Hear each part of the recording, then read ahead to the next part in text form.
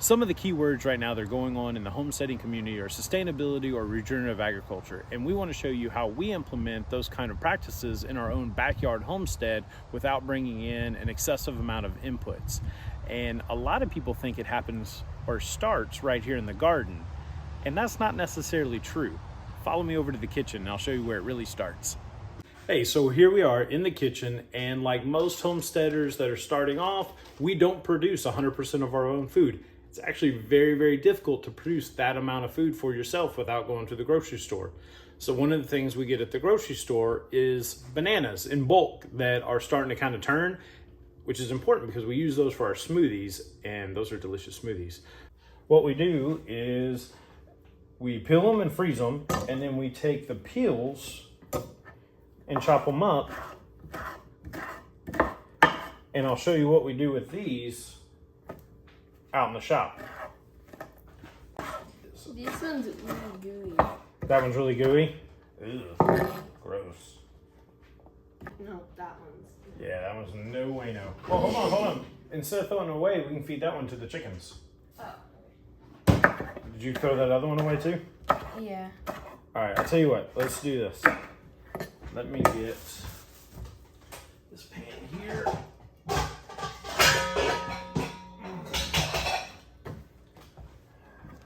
Dump this stuff in. And grab that other one that was like ooey gooey. Deep down. Yeah, there ain't no way I can grab that one. Why? Your hands are dirty.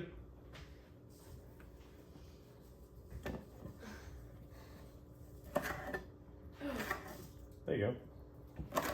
But I gotta touch our bananas. Oh, that's a good point. Well, wash your hands. You're fine.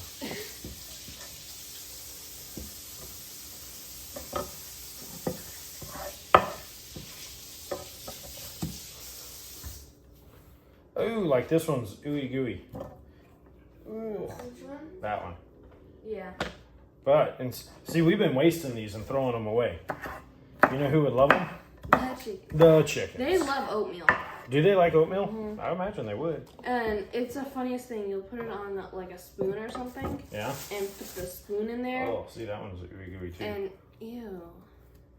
And they'll just like peck it right off the spoon.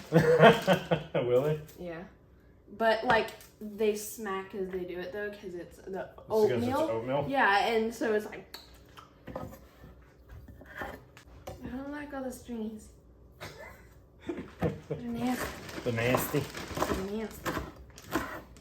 I like to show you that the cycle starts here in the kitchen because this is where those initial inputs from the grocery store come in. Whether it's like you saw the bananas that we just chopped up, or you're bringing in lettuce, produce, whatever you're bringing, the things that you don't eat, rather than throwing them in the trash, we like to bring those back into the homestead for compost or food for our other animals. And we'll show you how we're doing that right now. So out of this, we have our banana peels all chopped up. We have the bananas that went just a little longer than what my daughter likes for her smoothies right there. And then we have all the bananas we're gonna put in the freezer for her smoothies right there.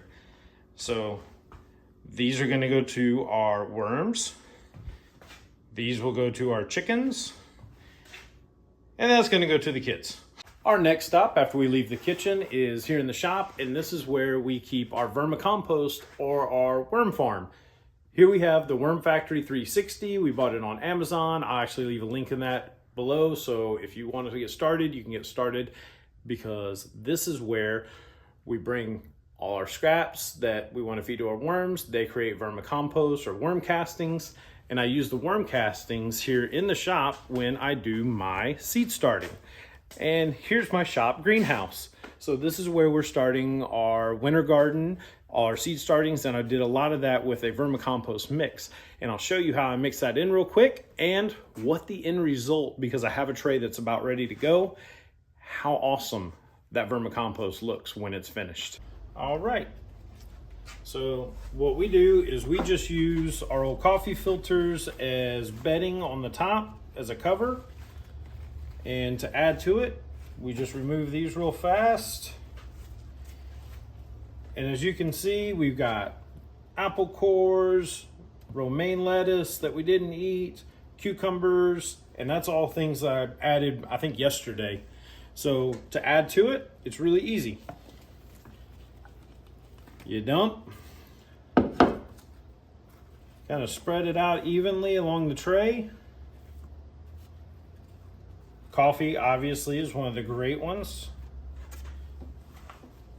And then we cover it back up with all these gold coffee filters. And what these coffee filters do as you add them, it keeps the top of it nice and moist, because the worms really do need a nice moist environment to do to do what they do. They like it to be not overly saturated, but for it to be a damp environment. But like I said, I will show you what a tray looks like that is just about done.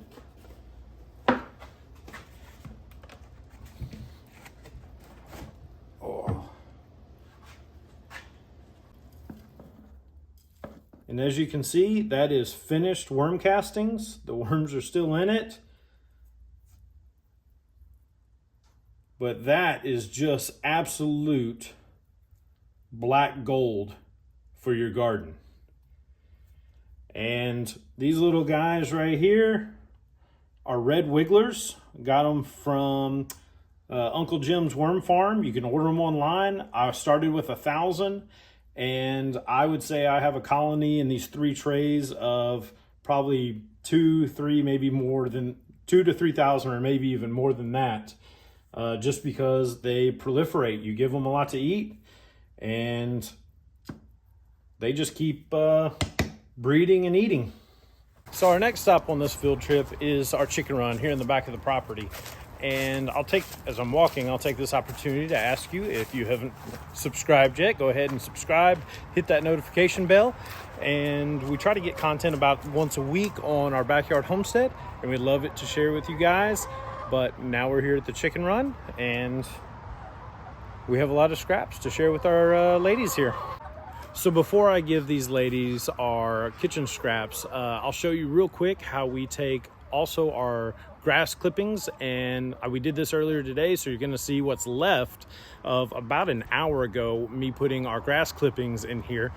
And the girls love grass clippings. You'll see them go and scratch through it and do as much as they can to get the bugs out. And once the bugs are out, they go after the grass itself.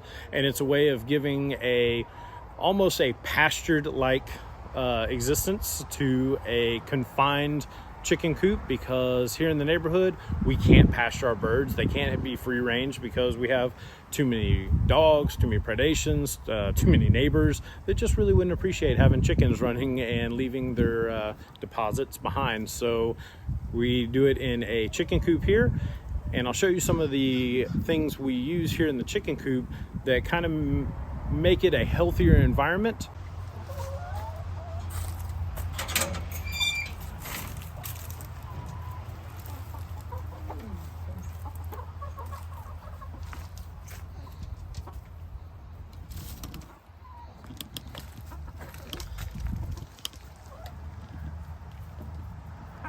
So you'll see that they are going nuts over their kitchen scraps, which are just another way of making their feed bill a little cheaper and giving them just a different diet, some more nutrients, so that our eggs are a little bit more nutrient dense as well. You can see what's left of the grass that we put in there earlier. And you'll also see that we use what I consider to be like a deep bedding technique here in their chicken run. And the reason we do that is it keeps the smell down. It keeps a healthier, drier environment for them. One of the things we do about twice a week is while we're giving them water in their automatic water, we'll kind of just spray down on top of their bedding. And what that does is actually starts to compost it down. It breaks those carbon and nitrogen down. It draws the smell down. And what we're doing is we're creating compost that we can then sift out and use for our garden. So one of the other amazing benefits of having backyard chickens is in their coop. you have this deep bedding that you can do for their chicken coop, and that deep bedding also creates a healthier environment, creates a less smelly environment. We actually have a video on how to keep your stinky chicks from smelling up everything, and I'll link that below. But your chickens actually do a phenomenal job of creating, guess what? Compost. So chickens create what's called hot compost. Now, hot compost has to be broken down more, but with the deep bedding, you only have to change that out 2 to 3 times a year for the amount of birds that we're running. Now, if they soil it, it becomes really stinky. It's real easy. You pull it out, right?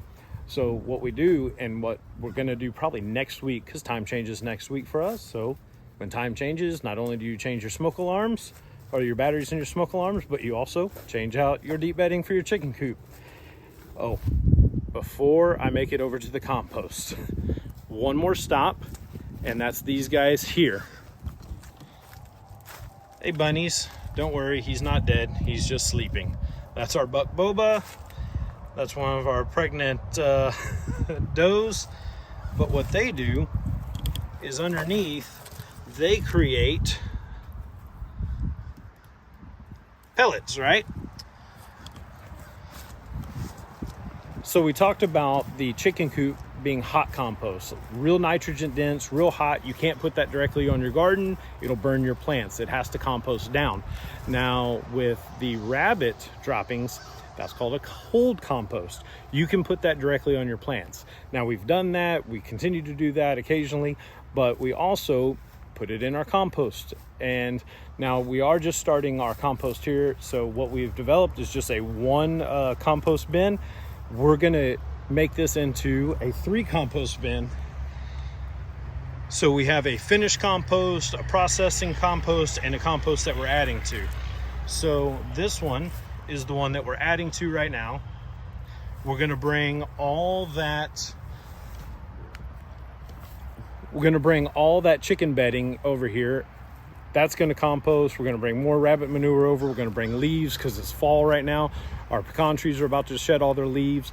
So we're gonna use all that to create a big pile of compost, and we're gonna break that down over the winter so that it can then in the spring go in our garden. As we continue to mosey our way through the yard and the backyard homestead, our next stop is going to be the garden. Now, I know I said this isn't where the backyard regenerative agricultural starts. Well, it's definitely not where it ends either. But what we do is we bring all that good compost. We bring all those inputs that we've been doing along the way. And this is one of the final results of those things, is to create good, productive soil that's going to create great, healthy, great tasting produce, vegetables, fruits that then we're going to harvest and take back in the kitchen. And I'll show you some of the things. We're just growing this garden up a little bit. We are now taking a back to Eden garden approach to it. We're taking the wood chips from our yard. I'll show you some of the ways that we harvested our wood chips and leaves using a mulcher and a shredder or a chipper that we recently got to create our new garden. As you can see, we've got a lot of wood chips on the ground. The garden is not near as big as what it's going to be. We just added this bed and this bed. And what we did is create a hugelculture type environment.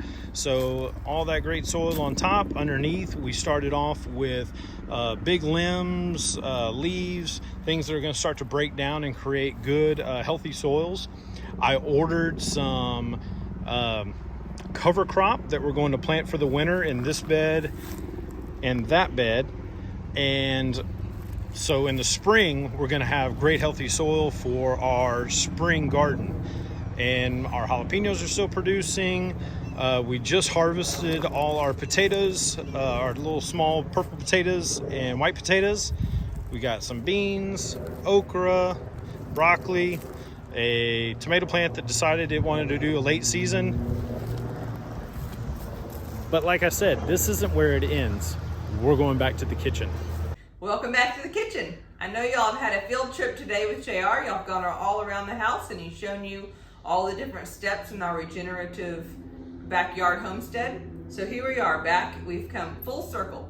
So we're gonna have for tonight some steaks that we bought from our local, I wouldn't say meat market. We have a local farmer in town and we ran up to their store. Now this might not be grass finished beef, but it's grass fed, and we know our farmer and we know that they were treated better than what you can get at the grocery store.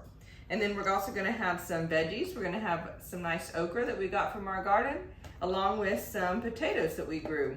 And guys, we grew these, we purchased a bag from the store and we didn't eat them in time, so they started to sprout. So we said, you know what?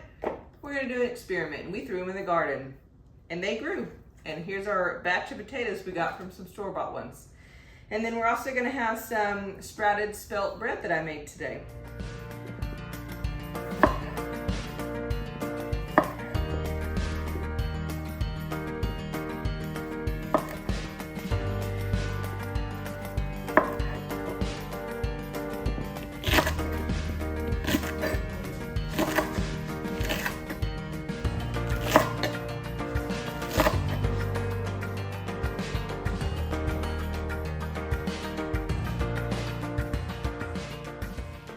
All right, and just like that, we're off to feed the chickens. And the cycle is going to continue, and we'll see you guys on the next one. Thanks a lot.